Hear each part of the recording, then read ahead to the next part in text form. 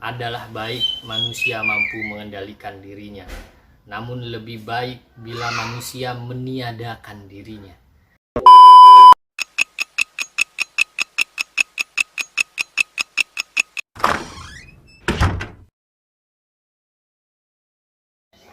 Setelah dibawa ke alam nyata, Bima menegur Dewa Ruci. Dewa Ruci, aku ini masih kerasan. Aku senang sekali berada di tempat tadi. Kenapa kau bawa aku ke tempat ini lagi? Kemudian Dewa Ruci mempertegas, tidak boleh Bima. Seakan kau berhenti hidup, itu belum saatnya. Kau masih punya tanggung jawab untuk negaramu. Jika kau ingin tetap di sini, itu artinya kau lari dari tanggung jawabmu. Akhirnya Bima mulai akrab dengan Dewa Ruci dan diberikan wejangan, nasihat-nasihat. Dan Bima minta diajari tentang ketentraman, kedamaian, kebahagiaan, tentang lelaku hidup. Nah, kemudian di situ Dewa Ruci mengajari tentang diri sejati. Diri sejati. Bahwa di dalam manusia itu ada 4 ekspresi jiwa. Ada yang marah memaki-maki, ada yang gembira tertawa riang, ada yang cemas ketakutan, ada yang menangis, ada yang meratap penuh kepedihan. Manusia itu punya ekspresi perasaan masing-masing. Senang, sedih, marah, benci, itu adalah sesuatu yang ada pada manusia. Kemudian Dewa Ruci melanjutkannya, maka sebagai diri sejati bukan menganggap 4 tadi itu tidak ada, melainkan 4 tadi itu harus diolah dan dikendalikan oleh dirimu. Jangan sampai ekspresi tadi itu yang mengendalikan dirimu.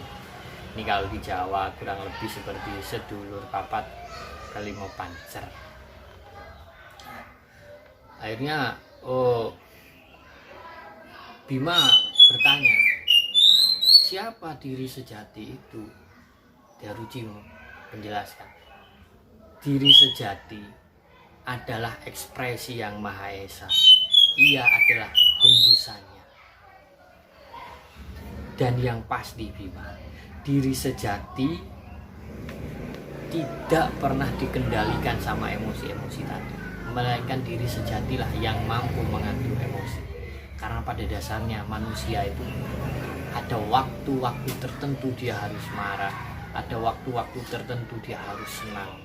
Jangan senang-senang terus, jangan marah-marah terus, jangan benci-benci terus, jangan sedih-sedih terus. Tapi ada pada waktu-waktu tertentu, itu lebih bijak diri sejati. Kemudian Dewa Ruci memberi nasihat untuk mengendalikan emosi-emosi tadi itu.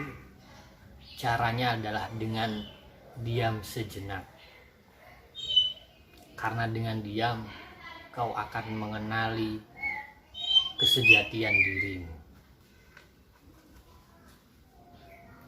Karena di dalam dirimu adalah hati nurani, dan hati nurani itu harus sering-sering kau ajak untuk berbicara.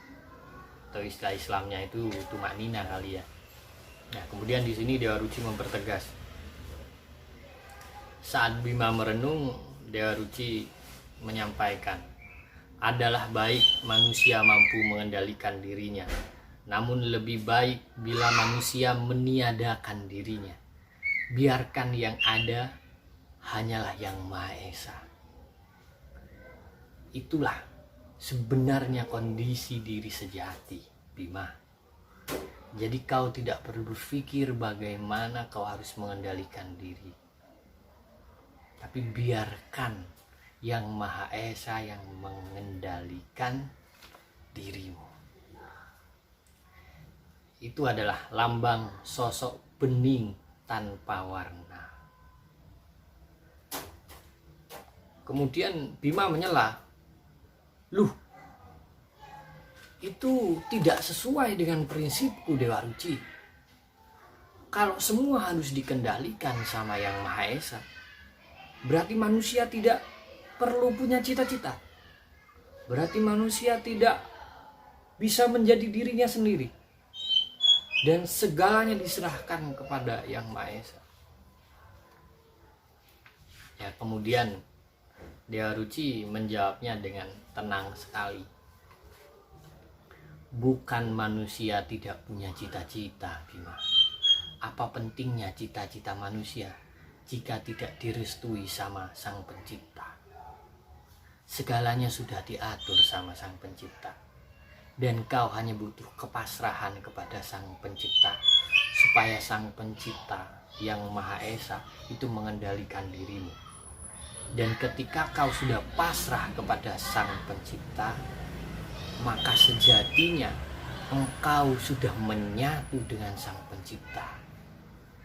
Jadi Sang Pencipta berada di hati nuranimu. Kapanpun bisa kau ajak untuk berbicara. Kemudian Bima terenyuh dan Bima mulai paham. Dan sejak saat itu Bima mulai banyak pengetahuan dan dia disarankan sama Dewa Ruci untuk segera pulang. Kemudian nanti Bima nanya sebelum pulang, Bima, nanti kalau saya bertemu dengan Guru Dorna, saya akan menjawab apa ketika ditanya tentang air kehidupan?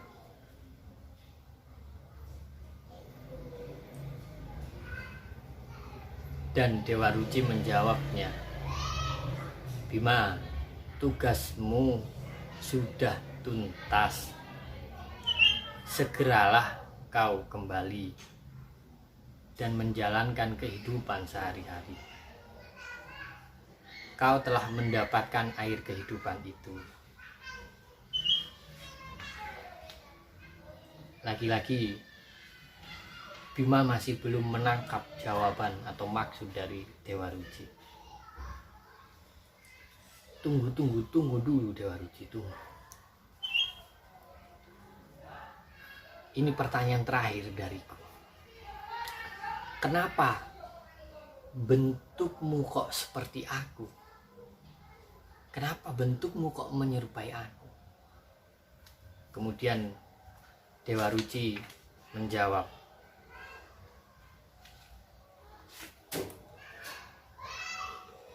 aku berbicara denganmu, maka bentukku seperti kamu. Dan jika aku berbicara dengan Arjuna, maka bentukku akan seperti Arjuna. Karena aku adalah simbol dari Yang Maha Esa. Tapi aku tetap bukan Yang Maha Esa, aku hanyalah simbolnya. Dan tempatku ada di hati nuranimu. Kemudian Bima mulai paham. Dia mulai melakukan perjalanan pulang. Perjalanan pulang dia sambil merenung. Dia menemukan pikirannya, mungkin aku tak akan pernah lagi melihat wujud Dewa Ruci. Dan memang sebenarnya itu tidaklah penting jika aku dapat mengendalikan gejolak emosi-emosiku dalam keheningan penuh kesadaran dan keikhlasan.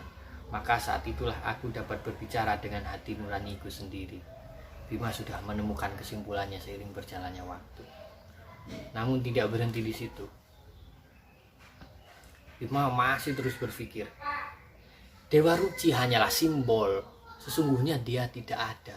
Dia bukanlah wujud seperti yang aku bayangkan.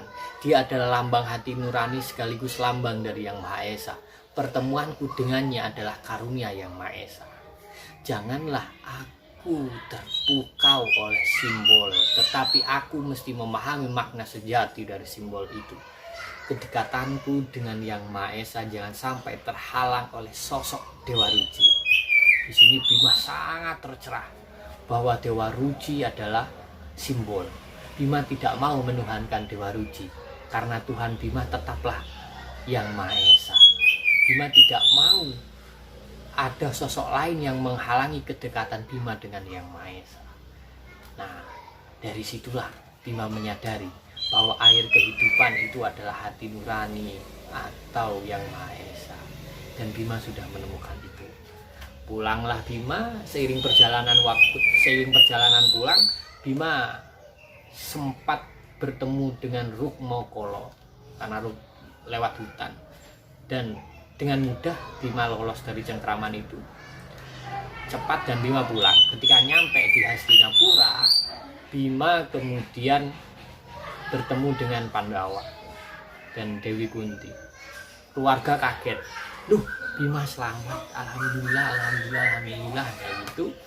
Kemudian tiba-tiba Arjuna langsung ke istana menemui Guru Durna. Ketika menemui Guru Durna yang sedang mengajar Kurawa, Arjuna menyampaikan maksud.